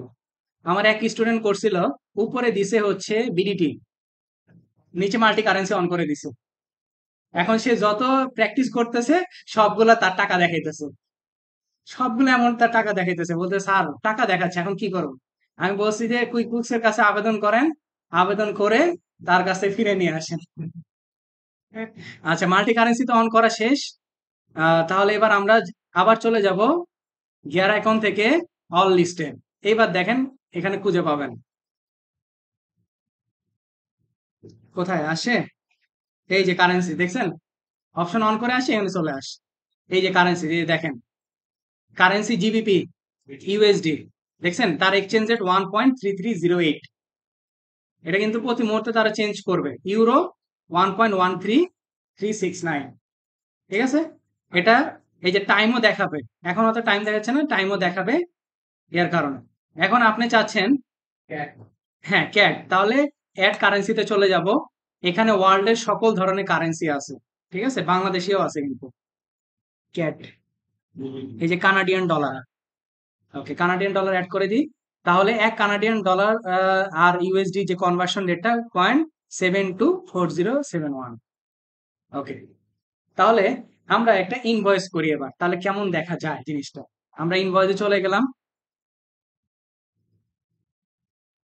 ইনভয়েসে কাস্টমার, এই যে দেখেন কাস্টমারের পাশে এখন ইউএসডি ইউএসডি ইউএসডি লেখা না, কেন আসছে? ওই যে মাল্টি কারেন্সির কারণে। দেখেন আমি একটা নতুন করে একটা কাস্টমার অ্যাড করব, তাহলে কি প্রবলেমটা দেখা দেয়। আমি অ্যাড নিউতে যাই, মিকি মাউস, ঠিক আছে। এই যে দেখেন উপরে একটা কালো কালারের কালিতে একটা লেখা আছে, কি লেখা আছে? After you save this customer you can't change their currency, মানে এই কাস্টমারে আর কোনোদিনও আপনি চেঞ্জ করতে পারবেন না কারেন্সি, সো বি কেয়ারফুল। তাহলে এখান থেকে কারেন্সিটা আমরা দিব, ধরলাম ইউরোতে বা জিবিপি তে ধরলাম, হ্যাঁ জিবিপি তে আমরা তাকে অ্যাড করব, জিবিপি তে অ্যাড করব, সেভ করে দিলাম। এই যে দেখেন তো নিচে ছোট্ট করে একটা লেখা আসে না, 1 জিবিপি সমান সমান কত ইউএসডি, 1.28608 আসে না।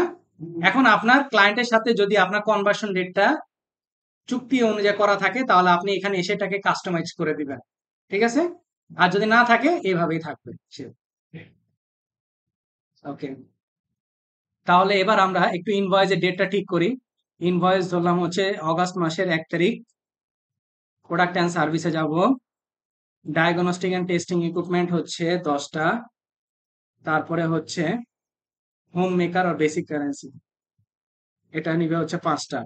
ট্যাক্স আপাতত পক্ষে কোনোটাই নাই, 0 রেটেড ধরলাম। আচ্ছা, তাহলে এইখানে একটু ভালো করে খেয়াল করেন, জিবিপি কত 7.4.9 আর ইউএসডি কত? 9000। ইউএসডি তে তো আমার দেখাবেই, কারণ বাই ডিফল্ট আমার কি ইউএসডি করা, তাই না, হোম কারেন্সি 9000। এখন যদি জিবিপি তে তার কাছ থেকে পেমেন্ট নিতে যাই, তাহলে কত পে করবে সে আমাকে? 7074.99 স্টার্লিং পাউন্ড, যেটাকে বলা হয়, তাই না। আচ্ছা, তাহলে আমরা এটাকে আপাতত পক্ষে আর ওই যে কনভার্সন রেটটা হয়ে যাবে অটোমেটিক্যালি 9000। তাহলে আমরা এটা দেখতে পাবো সেল সেন্টারে 1010, অল ট্রানজেকশন, অল ডেট 1010, এই যে দেখেন জিপি, ঠিক আছে। আমরা এটাকে একটু ওপেন করে রাখি আমাদের সুবিধার্থে, ডুপ্লিকেট করব। আচ্ছা, আমার ক্যাশ ফ্লো, তারপরে আমার অ্যাকাউন্টিং সবই তো ওইটাকে কনভার্ট করে ডলার। আমার প্যানেল যখন হ্যাঁ হ্যাঁ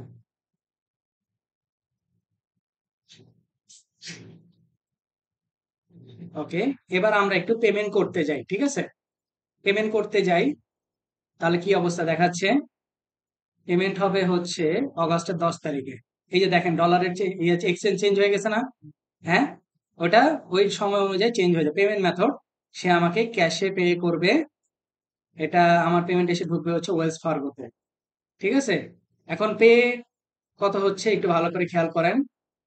জিবিপিতে সে আমাকে পে করতেছে কত, 7074.99, তাই না? অ্যামাউন্ট রিসিভ করবো আমি তার কাছ থেকে, আর ইউএসডিটা তো বাই ডিফল্ট দেখাবেই। এবার আসেন, যদি আমরা 7 ক্লোজ করি, হ্যাঁ, এবার এটার আমরা একটু জার্নাল দেখার চেষ্টা করি, এক্স্যাক্টলি হোয়াট ইজ হ্যাপেনিং।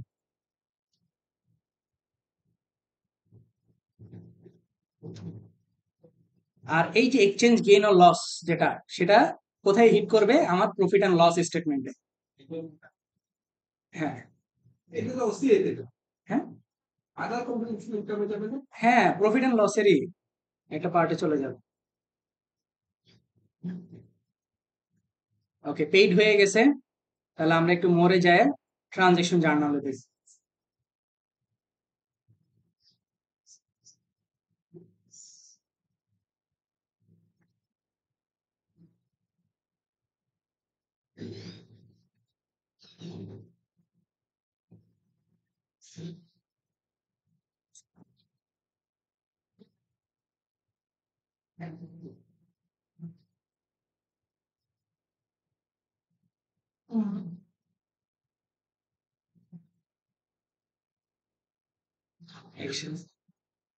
এই যে দেখেন আপনার জার্নাল এখানে তারা শো করছে, আমি একটু জার্নালটা বড় করে দেখাই আপনাদের জন্য। এই যে এটা হচ্ছে journal. Account receivable debit 9000, sales of product income 8000, inventory asset 4500 credit, cost of sales 4500 debit, service হচ্ছে 1000। আর যেহেতু সেলস ট্যাক্স নাই এজন্য কি জিরো, তাহলে দুই পাশে ট্রানজেকশনের ডেবিট ক্রেডিটে কত, 13500, তাই না? এখন আমরা এটার যে ওই যে এক্সচেঞ্জ রেটটা সেটা আমরা দেখবো হচ্ছে রিপোর্টে, রিপোর্ট সেন্টারে যাব। রিপোর্ট সেন্টারে গিয়ে প্রফিট অ্যান্ড লস,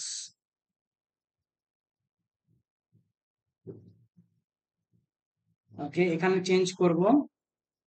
আপনাদের এটা নিয়ে লাইভও নিয়ে দিছিলাম, আমার অ্যাকাউন্ট মাস্টার ইনস্টিটিউটে ওই দিন লাইভ চলতেছিল রিপোর্টিং সিস্টেম নিয়ে। এই যে দেখেন এক্সচেঞ্জ গেইন অর লস 25.,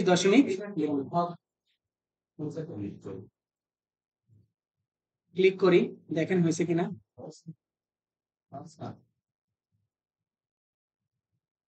এই যে $26 মাইনাস। হ্যাঁ, এখন আপনি যদি আরো চান এখানে অ্যামাউন্টে ক্লিক করেন, আপনার ভাউচারের প্রয়োজন, প্রিন্টের প্রয়োজন, সবকিছুই এখানে অ্যাভেলেবল। এই যে রিসিভ পেমেন্টে গেলে এখানে মোর অপশন থেকে ট্রানজেকশনে গেলে জার্নাল দেখতে পারেন, অডিট হিস্ট্রি প্রিন্ট করে নেন। আরেকবার দেখাবো, আচ্ছা দেখাচ্ছি, এই যে প্রিন্ট করে নেন, এই যে কত পেমেন্ট হচ্ছে সেটা।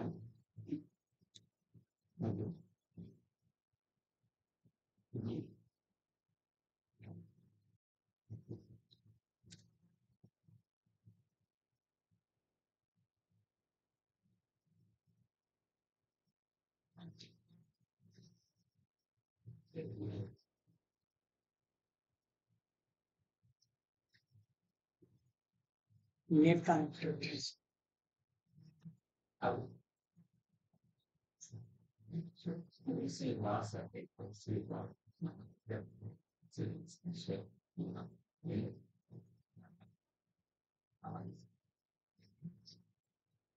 এই যে এখানে দেখতে পাবেন, এই যে দেখেন আপনার Wells Fargo 9026 debit, account receivable GBP credit হচ্ছে 9000, exchange gain or loss credit হচ্ছে কত, 26। এবার ক্লিয়ার ভাইয়া? এইভাবে করে আপনারা প্রত্যেকটা ট্রানজেকশনে দেখবেন। আর পিছনে যে ভাইয়া আপনার আসে নাই কেন 5টা ট্রানজেকশন, এখানে রিপোর্টিং পিরিয়ডে গিয়ে অল ডেট দিবেন, বুঝছেন? মানে ওই টাইমের মধ্যে আপনার যে কটা থাকবে ওই কটা দেখাইছে। And আমি যদি অল ডেট দিই আমার যত ট্রানজিশনের হিস্ট্রি আছে সব দেখাবে। তো আপনারা ফাইলে যেভাবে দেওয়া আছে টম ক্রুজ হচ্ছে ক্যাট, তাহলে টম ক্রুজকে আগে অ্যাড করে নিবেন কানাডিয়ান হিসেবে, তারপর জেরি মার্গুইকে নিয়ে নিবেন হচ্ছে ইউরোতে, তারপর মিকি মাউসকে পাউন্ডে নিয়ে নিবেন, তারপরে কারেন্সি গুলোকে অ্যাড করে নর্মাল ভাবেই কাজগুলো করে যাবেন। হ্যাঁ, আর কিছু? ওকে, তাহলে আমাদের এই পর্যন্ত ডিসকাশন শেষ, তাই না?